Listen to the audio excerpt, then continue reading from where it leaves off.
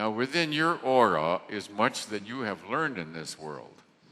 Within your world is the nonverbal. Within your aura is much of the nonverbal, which you cannot share. You don't have enough time to sit down and describe to everybody everything you've ever known about life in a linear way.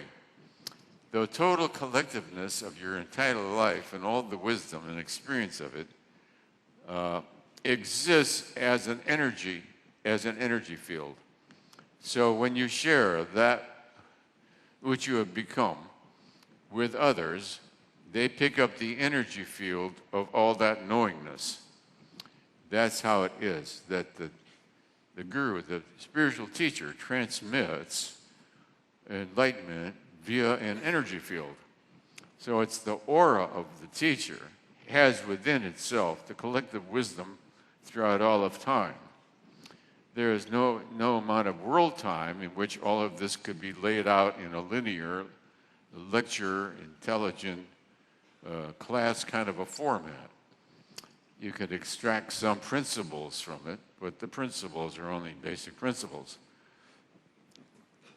So the way to enlightenment is instantaneous. From the energy field of the teacher, then, there radiates forth an energy field. That field has within it the total knowingness of all that you need to become enlightened, which is not really describable. It means becomingness of the divinity within and becoming one with that divinity in all of its expression. So we transmit to others without any verbalization, without any formality. So when you ride the subway, you're influencing all the people in that subway train.